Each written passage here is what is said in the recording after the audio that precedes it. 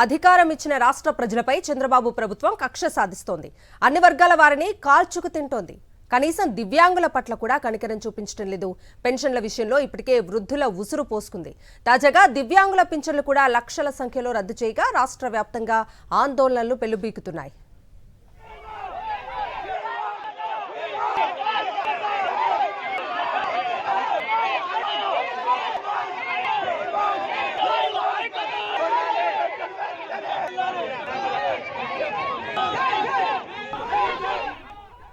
అనంతపురం జిల్లా బుక్కరాయ సముద్రంలో దివ్యాంగులు ఆందోళన చేపట్టారు. తొలగించిన పెన్షన్లు వెంటనే పునరుద్ధరించాలని డిమాండ్ చేశారు.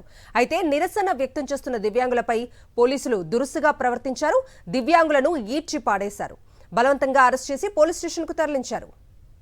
నిజమైన వికలాంగులకి చాలా అన్యాయం చేసింది. వికలాంగులందరికీ మోసం చేసింది.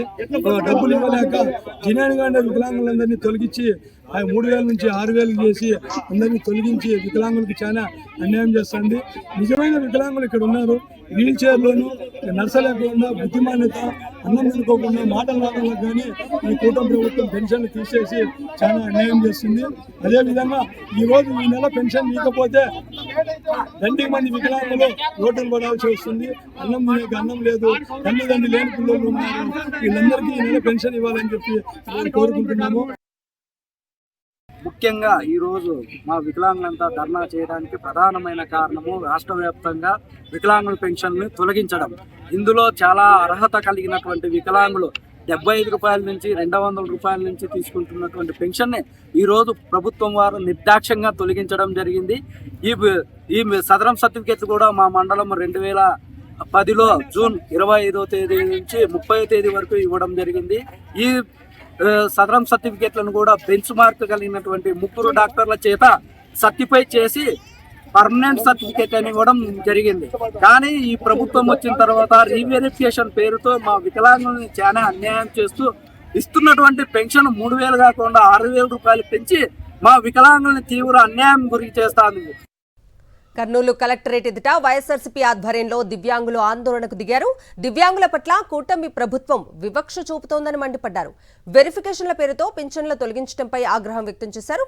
తక్షణమే తొలగించిన పింఛన్లను పునరుద్ధరించాలని డిమాండ్ చేశారు. లేదంటే పెద్ద ఎత్తున పోరాటం చేస్తామని దివ్యాంగులు హెచ్చరించారు. మరింత సమాచారం మా ప్రతినిధి లోకేష్ అందిస్తారు. కూటమి ప్రభుత్వం దివ్యాంగుల యొక్క పింఛన్లను తొలగించడంపై దివ్యాంగులంతా ఆందోళన చెందుతున్న పరిస్థితి కనబడుతుంది. కర్నూలు కలెక్టరేట్ వద్ద తొలగించిన తమ పింఛన్లను పునరుద్ధరించాలంటూ ఈ యొక్క వికలాంగులంతా నిరసన వ్యక్తం చేస్తున్న పరిస్థితి కనబడుతుంది. దీనికి మద్దతుగా వైఎస్ఆర్ కాంగ్రెస్ పార్టీ నాయకులు కూడా మద్దతుగా నిలిచారు. సీఎం చంద్రబాబు నాయుడు దివ్యాంగుల పింఛన్ పెంచామని, ఇది మా బ్రాండ్ అని గొప్పలు చెప్పుకోవడం చాలా విడ్డూరంగా ఉంది. ఒకవైపు పింఛన్ పెంచామని చెప్పుకుంటూనే మరోవైపు పింఛన్ తీసుకుంటున్నటువంటి దివ్యాంగులను అనర్హత పేరుతో వారి సంఖ్య తగ్గించడమే బాబు బ్రాండ్ అని నేను అడుగుతున్నా.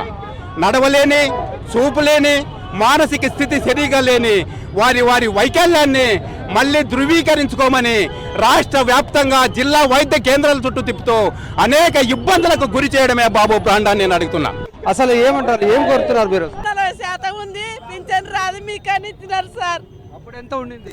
అప్పుడు 80% ఉంది సార్. 80% ఉంది సార్. చూడండి దీన్ని 80% ఉంది. 80% ఉండేసి 40% ఎందుకు సార్? సగానికి సగం తీసేస్తారా సార్? ఏ సార్ మేము బతకాలా, ఎట్లా బతకాలా సార్? సావాలా సార్? ఏమన్నా మా పిల్లలు పెట్టుకొని మేము ఎట్లా బతకాలా సార్?